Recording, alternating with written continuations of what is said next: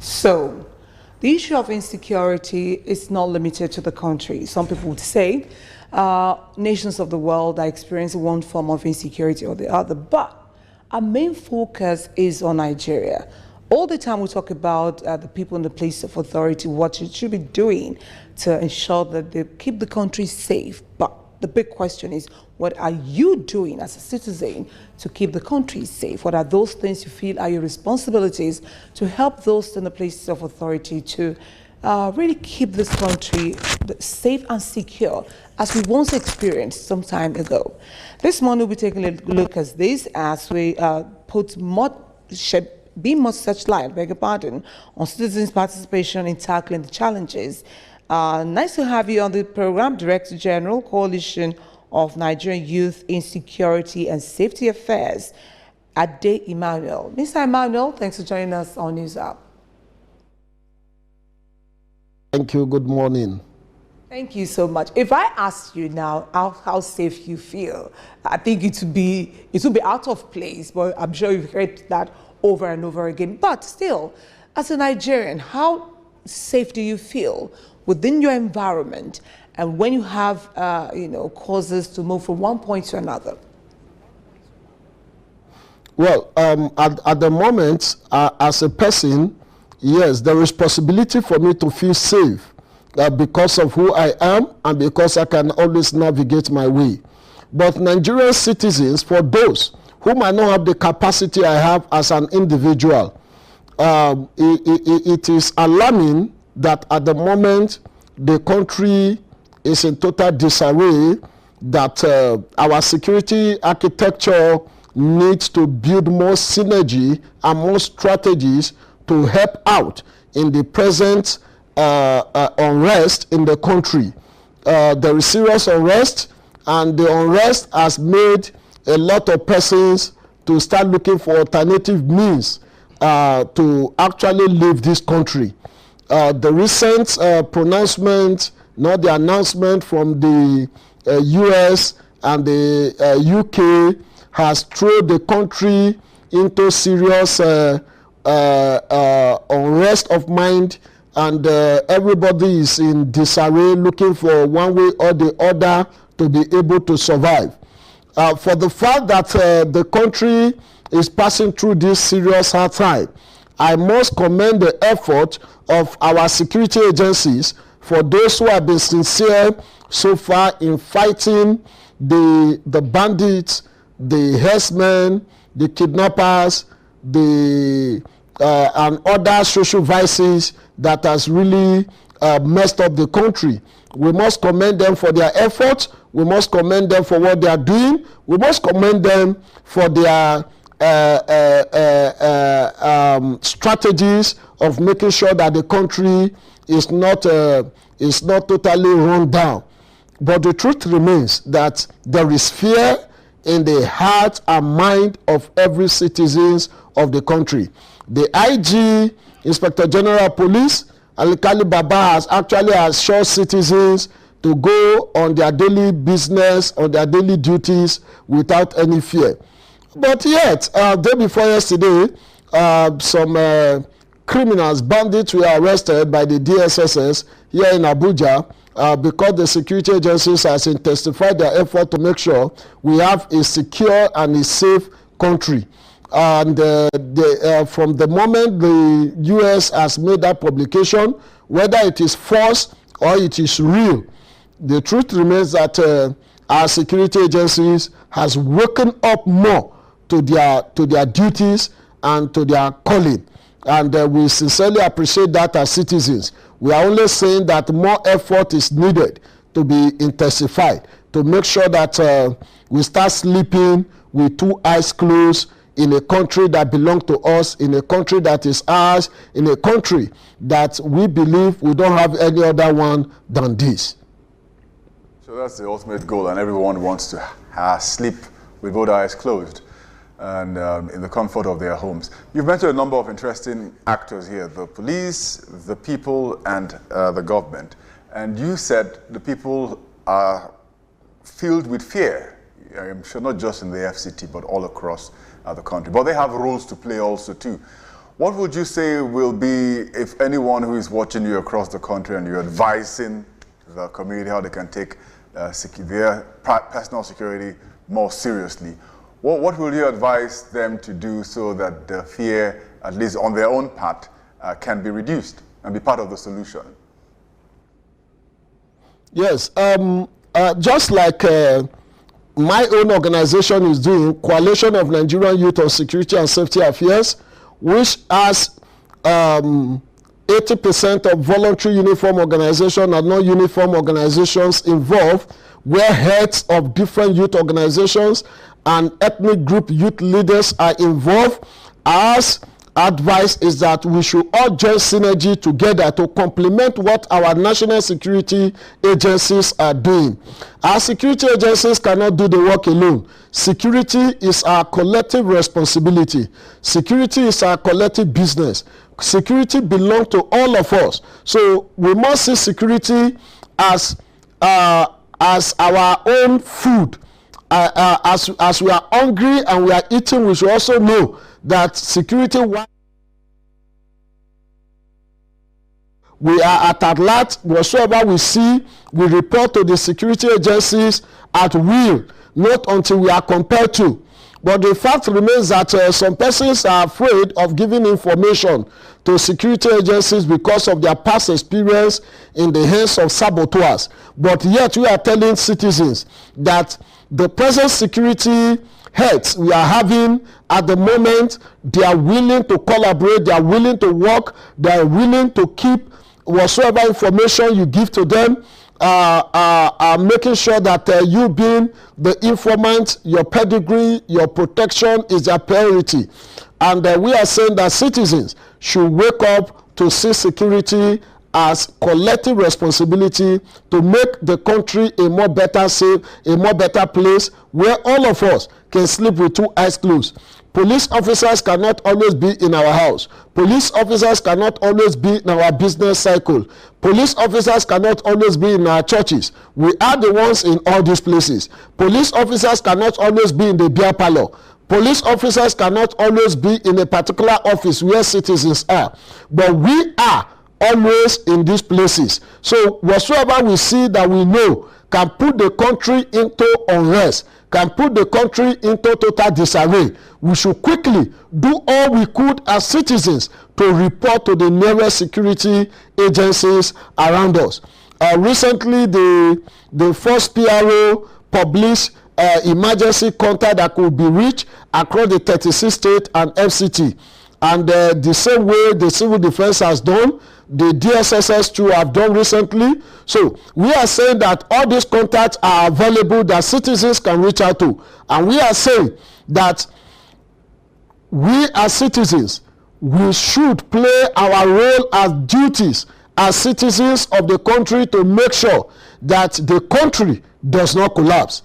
The country belongs to us. It does not belong to the security agencies alone. They are humans like us. So if we play our role well, it will make their own work more easier to make sure we have a safer country where all of us can be happy and the foreign investors can come back to establish business here and make sure that our unemployed graduates are employed. Thank you.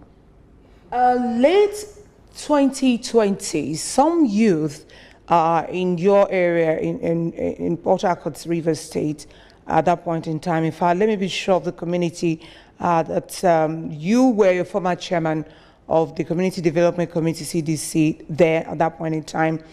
Some of the youth, sometime I think around October, protested over insecurity situation as it was at that point in time. How would you describe the security situation in, let me say, Rivers State, and the architecture in that regard that's put in place to ensure that people are safe?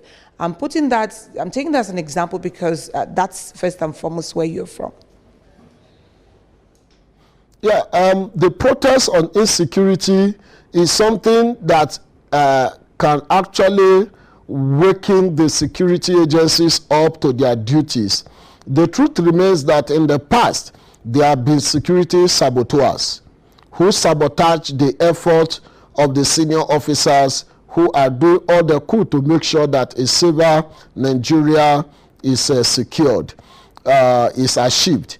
The truth remains that the youth protesting, yes, some youth has passed through hell in the hands of security agencies in this country.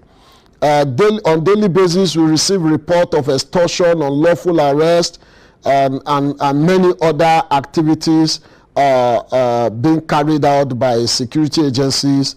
And this has actually caused a serious disbelief from the youth to believe in the sincerity of curbing insecurity from our security agencies. But yet, for the fact that some has passed through this mess and in the hands of security agencies, that has led to different protests, that has led to different agitation. Just about a week ago, a young man who is a hairstylist was extorted 500,000 naira by police officers in Imo State, and my attention was called to it. I called the CP Imo State, and I am disappointed that the CP told me he is busy and he will get back to me, and up to now he did not get back to me until we took it up in the first headquarters. And at the moment they are working on it to make sure that money is retrieved back to such a youth. In this kind of situation, this kind of youth might not see a criminal and report such a criminal to the police, because he will feel there's no difference between such criminal and the police that forced him to transfer 500,000 from his account. And on this note, we are saying that the senior officers that are in their different offices across the country should learn to set up a monitoring team who will move along the roads. Serious extortion are happening that has made a lot of citizens not to believe in the holisticness of curbing insecurity in the country. From Lagos going through Shagamu or Benin Road, a lot of criminal activities are happening in this route, carried out by security agencies. Level of extortion there is like never. Then from Lokoja to Abuja, it is something else. So, and this kind of people that pass through this mess in the hands of these security agencies, you don't force them to believe in the sincerity of what the senior officers who are putting all strategies together to make sure that the country is secured and protected. It's difficult for you to convince them. Or somebody who was unlawfully arrested and being detained unlawfully ended up paying the sum of 200,000, 300,000 to get out of such a police net. You expect such a person to believe in the Nigerian police or in other security agencies? They will never believe, and they will never report any crime around them to security agencies because of the pain they pass through. On this note, we are saying that the citizens must, in all ramifications, believe that this country can be secured when all of us wake up to our civic responsibility to see Nigeria as a project that belongs to all of us. All right. Not leaving it in the hands of the security agencies alone, but seeing it that it is our duty to complement whatsoever Nigerian government is doing to make sure that we have a country that myself and you, our children and generations yet unborn, can meet safe. Even despite the fact that we ourselves did not meet it safe, but the generation yet unborn must meet a safe country that will leave behind for them. So let's talk politics. What's your view so far on how the presidential candidates across the board have been able to reach out to the electorates? Well, the truth remains that the presidential candidates has actually been doing fine. They are meeting people, they are meeting stakeholders, they are engaging youths on a daily basis. We want to holistically say that 2023 election is not just going to be like any other election. It's going to be more of intelligent and intellectual election where people are going to cast their vote based on whom they have known you to be. Your impact, your track record, your relationship with the people, those you've been able to transform to become icon within the soul of the country. 2023 election is about the youth.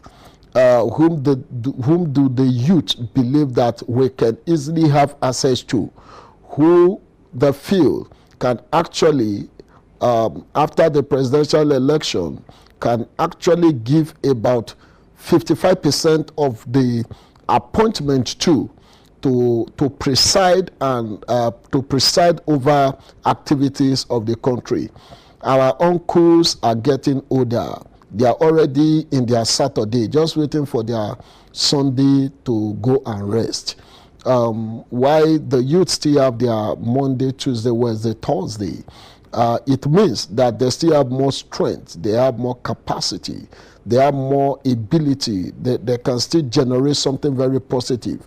So the youths are looking at a presidential candidate that we see reasons with them to hand over power to them, to be in charge of Ministry of Youth and Sport, to be in charge of education, to be in charge of technology, to be in charge of economy, because they are the ones that has the fresh knowledge of what is happening technologically wise across board. So when they are given opportunity, they will be able to do exploit, and we will now have a more better country. We cannot all continue to depend on white-collar job.